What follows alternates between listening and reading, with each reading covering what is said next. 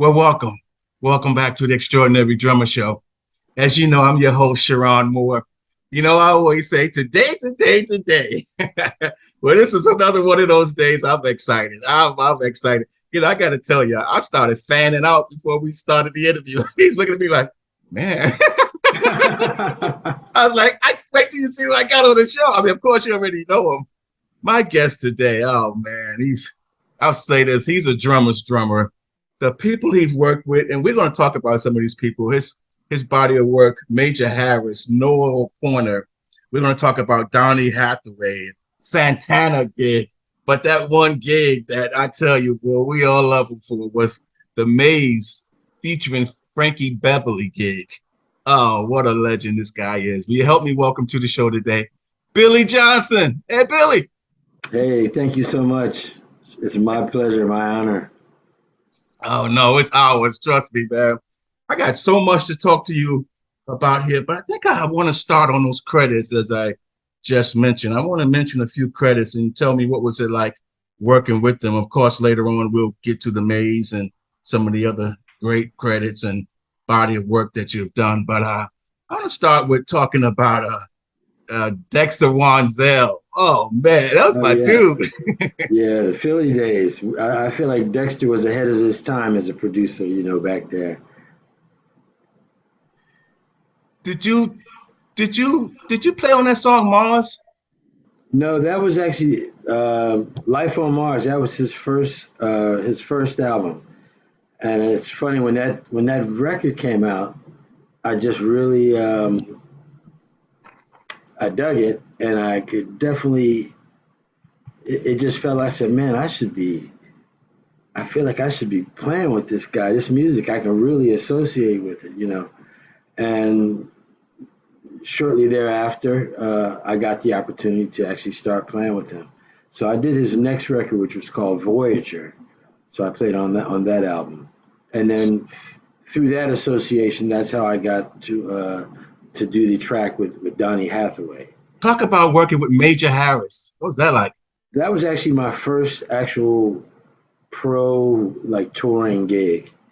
I was going to a Temple University for music, and just wasn't I was there, but I wasn't really feeling much there. And this opportunity came up to go on the road with him, and so yeah, I started working with Major. Love Won't Let Me Wait was his big hit at the time, and so yeah, we went out. I think we opened for like did a couple shows opening for Earth, Wind and Fire, and I think Marvin Gaye. He had these opening slots with some really nice venues. I was green as could be, so this is all new to me. So I was just in awe of just glad to be there.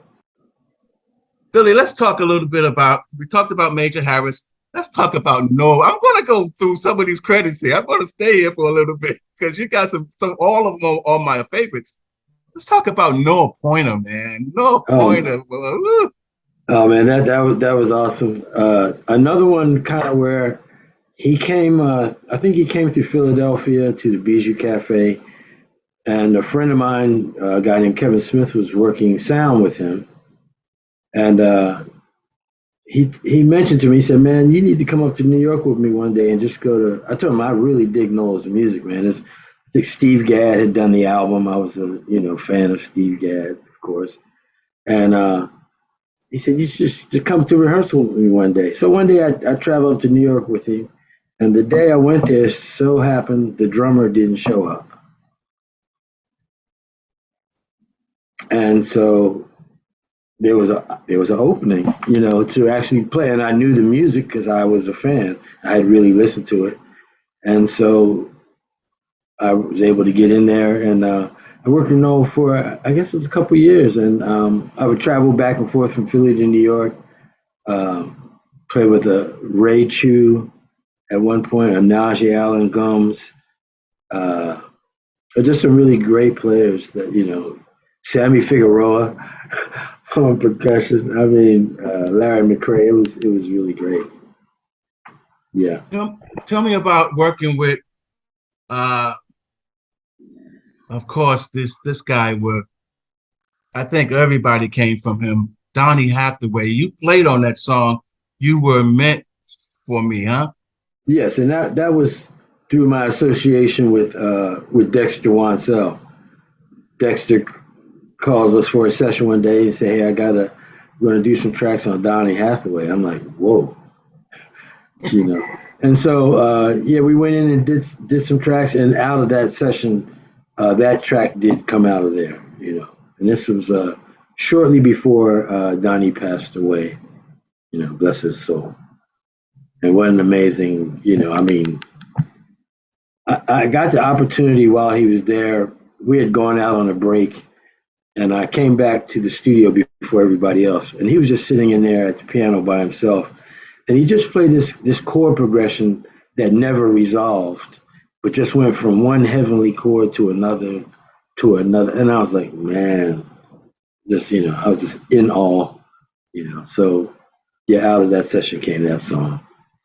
Yeah, that's one of my favorites. That's one of my favorites. Um, I would normally save this um, body of work or this artist that you work with for later, but I'm getting the credits done now. Santana, woo! You gotta change your evil. Ah, what's that gig like? That was a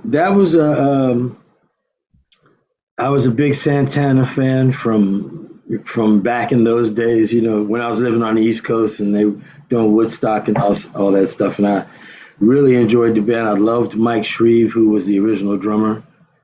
And I think I learned a lot listening to him uh, and the whole band, their whole concept. And I was out on, well, I was on the road with, I can't remember who I was on the road with.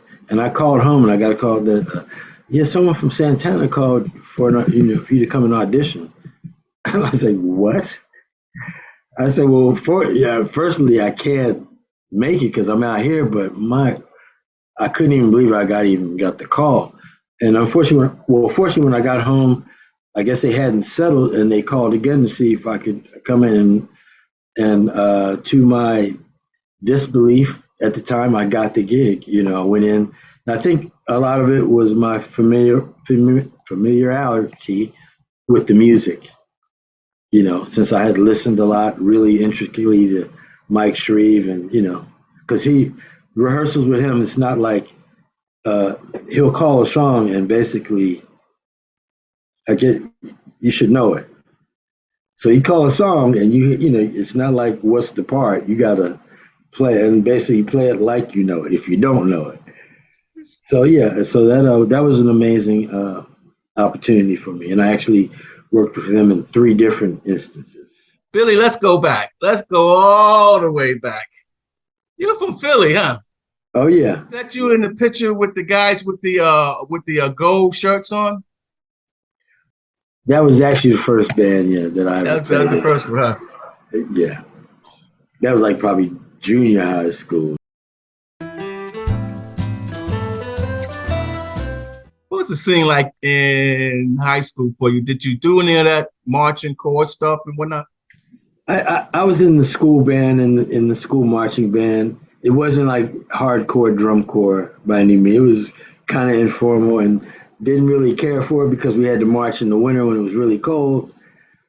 You know, you're out there, your hands are freezing. I remember, I can't remember with this high school, or I think it was when I got to Temple, the they didn't want you to wear gloves. And I'm like, it's freezing. We can't, what's the, you know. And also at that point, I started getting gigs. So if I'm playing at the school game, but we have a gig, I might want to leave at halftime if we're not playing after that. And there was always some, oh, you have to stay, you know. So, but I did a little bit of that. I did play in the school orchestra and that kind of stuff. I basically studied more classical stuff. Never studied on the drum kit, just classical music. You spoke about Temple College. How'd you get in there and how did you do and what was the scene like? Temple at that point was just starting a jazz program, and I actually went to Temple because I was trying to stay in Philadelphia because the band that I was in, we thought we were going to be the next, you know, the next thing. So I was trying to stay in town so that I could stay with the band. I went to Temple for about 2 years, and then I lost my interest there, to be honest. Let's talk about Frankie Beverly and Mays. Man, you killed that gig. You killed that gig. I mean, that was just the work you did on that gig. And I say thank you because it taught me discipline and it taught me pocket. And I studied you for a while, man. I just said, I got to do what he do. That pocket, that locking the band up, that just staying steady and not all over the place, rows where they should be. I'm getting fanned out there, but again, I Well, say thank you for that. I gotta say, in all honesty, that gig actually is where I think I learned a lot of that on that gig. Because before that, I used, I thought I had a pocket and stuff, and but I played when it's funny when I got with Frank, I used to do a lot of hi hat things. I was able to sneak some of the stuff in, but he said, "No, that's too jazzy, it's too slick." Don't he would started kind of stripping you of some of your stuff, and at the time I was like, but you do what you got to do. But it actually did uh, teach me discipline. Let's talk about live in New Orleans. You ever go back and look at that video? Occasionally I do. Occasionally somebody posts something from that, and so sometimes there was a period when I would absolutely not watch it just because you know I, and I'm sure I'm not unlike many other musicians. When you're watching yourself, you're totally picking yourself apart. Oh, I should have done this. I could have been locked better. This. So a lot of times I would hesitate to check some of that stuff out. And then after a period of time, I would go back and look at it and say, well, actually that wasn't so bad. Maybe that was, but people, I get so much love from my affiliation with that band that I can only say it was a blessing. Really, I get more love from that, I think, than anything that I've done, probably. I'm trying not to ask this question, but people would ask me why didn't I ask the question. So Frankie, Frankie was he wasn't known, but it was kind of known Frankie was pretty hard on drummers back in those days. How were you able to please him? How were you able to lock that stuff up? Well, uh, part of it is you got to have confidence in yourself because there are a lot of times I wasn't sure that I was pleasing him. There was times when he'd kind of be riding you, and you had to actually also that gig made me stronger. It made me learn how to accept criticism, whether I thought it was warranted or not, and to not let somebody see you're not going to see me sweat. I might be sweating, but I'm not going to let you see it. So you just kind of you develop your little what do they call it, deadpan or your mask, like. But I think the reality is you have to you have to be confident and believe in yourself because if you're not, then it's not going to lock. Then you're going to be all over the place, you know. But I think one thing that I noticed with him was in the earlier renditions of the band, he played guitar a lot. And when he played guitar, think about it. When you're playing guitar, you're actually playing the pocket. So when the musicians are listening, like when we did "Feel That You Feel," he played guitar on that song. It was very easy to find the pocket for me on that because he's playing it. Now, if you're singing, now it's not that easy. You don't really want to have to sing it into that pocket, but now the band has to create that same space for you without your guitar um, inferring where it is, if you get what I'm saying. That night, live in New Orleans, what do you remember about that night? Do you remember that gig? Do you remember that night? Oh, I remember. I mean, firstly, whenever we played New Orleans, the audience was always just super hype. Gave the band much love. So the audience was right there with you, and there was a lot of energy. It was we're always excited playing there. And the Sanger, that was at the Sanger Theater. So it's not like we play like we've done like the Astrodome. I mean, not the Superdome there, which is so huge. You can almost you can feel the audience, but it's not. They're so far away. But in the Sanger, that's a theater. It's kind of a lot more intimate, so you can really feel the energy of the audience there. And so I think we did. I don't know. I think that was over maybe 3 nights or something like that. It wasn't just one show. I think we Oh, might have played like over a weekend, and they, probably took the best of. oh, we But didn't no, know that. actually, I take that back because actually our costumes never changed. And I know we didn't wear the same stuff every night. So maybe it was the best night of those three or something like that. I gotta stay in New Orleans a little bit. What was it like playing with Robin Dewey? What a pocket that cat has, man. Oh man, yeah, Rodman is definitely a unique player, and it was an adjustment for me because I was coming from the East Coast, and I played at that time doing like Noel's gig and Patty. I was like kind of on top of the beat, pushing a bit. And when I came out and started playing with Rob, I had to learn how to sit back and find that pocket. So it was an adjustment for me. But some great music came out of that combination. And again, he was already there, had already established his thing. So yeah, no, that was like I said, good chemistry. What is Family Stone? Family Stone is they're some of the other members of Sly's band that are still touring. That would be, well, now Jerry Martinez. Uh, Cynthia Robinson was alive when I played with them, and she passed, unfortunately. Rusty Allen, the bass player that replaced Larry Graham, was playing with them. Gregorico went back and started working with them also started working with them again. And Rose Stone was there at the time. So it was some of the former members of Sly and the Family Stone.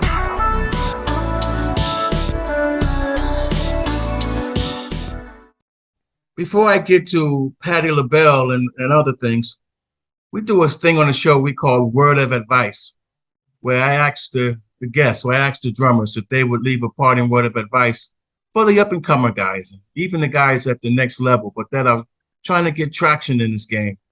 Billy, if you will, would you leave them a word of advice, please?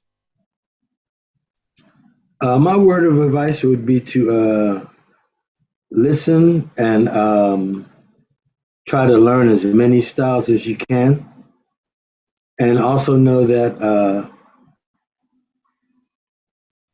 it goes beyond your playing when it comes to working in this business. So being on time, being reliable, honest, serving the music, that stuff all really counts. You can be an amazing player, but if there's a liability, or there's a lot of amazing players, but you want to be the whole package. Before I get to the next question, let me throw this in. What's it like working with Patti LaBelle? Oh, I loved Patti LaBelle. This was when this was back in the '70s, late '70s, before I went to Maze, and this was probably her second or maybe her second album after she went solo from LaBelle. And Patty was and still is a complete joy. She was very down to earth, amazing energy, and funny, great sense of humor. She could cook and would cook for the band, and yeah, that was really good times. Billy, I want to close with this question here. Billy, what would you like your legacy to be said, to be told? Um, just to be a respected musician and person. That's good enough for me. through this interview, one of the things I've heard throughout is the word humble, humility in you. Man, you got every right to stick your check out, stick your chest out, and you're just as cool as the other side of the pillow. Well, again, I can go on here and pull up some videos that will quickly deflate any ego I might have. But but I do also realize that that's really not the point to me of music. It's not. This is not to me a sport. It's more of a spiritual thing. So if I enjoy the energy that you get when you're playing with other guys and the whole and gals, the whole energy of what you create together, and it's so there's nothing to really get a big head about to me. It's like it's a blessing. Billy, I couldn't let you go without talking about 510. Thank you. 510 is a band that I currently work with, and uh, I got Steve Carter keyboards, Dennis Smith on bass, Marquinho Brazil on percussion, and Jeff Norrell on steel pans. And it's we call it world jazz per se, jazz because we do a lot of improvising and but there's with the steel pan, there's a lot of Caribbean influence. With Marquinho, our Brazilian percussionist, there's a lot of Brazilian influence in there, and then whatever else the rest of us bring to the table. And it's just that's actually my joy and my main vehicle musically right now. So 510, and it's spelled out the words 510. What does it mean? Well, 510 is the area code of Oakland, California, and there's five of us. And the drummer who preceded me in the band was the great Joel Smith, who played, if you know Joel Smith as drummer, bass player, musician, who passed a few years ago. And when he passed, kind of they asked me to step in, and I was honored to step in there. But yeah, so 510. I love it. Billy, let me say thank you so very much for being on the Extraordinary Drummer Show. Hey, thanks for having me, man. It's been my pleasure. Billy, will you help us wave goodbye to all the fans?